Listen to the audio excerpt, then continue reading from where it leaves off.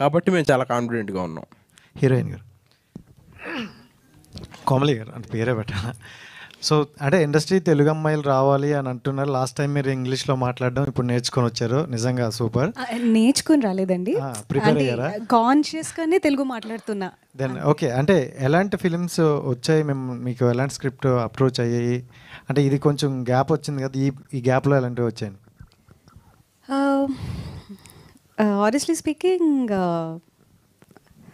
Hit తర్వాత చాలా వరకు యాక్షన్ ఓరియంటెడ్ స్క్రిప్ట్స్ అనేవి రావడం జరిగింది. అండ్ అది నేను చాలా ఆలోచించి వద్దు అనుకుంటున్నాను. బికాజ్ నాకు అలా ఒక ఆ జోనర్కి స్టీరియో టైప్ అవ్వాలని లేదు. అండ్ అది కాకుండా ఐ బిలీవ్ నేను ఈ ఇయర్లో ఇది నా థర్డ్ రిలీజ్ అండి.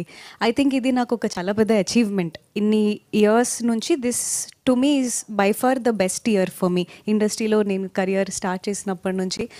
సో టచ్ మీ నాట్ సిరీస్లో నేను ఒక 18-year-old స్కూల్ గర్ల్ చేశాను.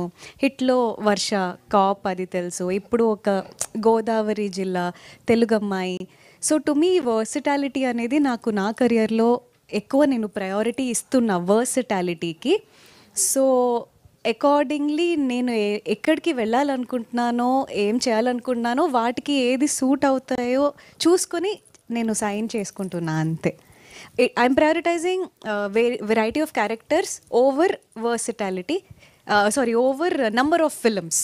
ఇది ఇంగ్లీష్లో చెప్పా. సో రక్షిత్ గారు, హాయ్ అండి, దిస్ ఇస్ రాణి. మీరేమో కృష్ణా జిల్లా అబ్బాయి, ఇందులో గోదావరి స్లాంగ్ మొత్తం ఎలా మ్యాచ్ చేయగలిగారు, ఎంతవరకు? సో దానికోసం ఎలాంటి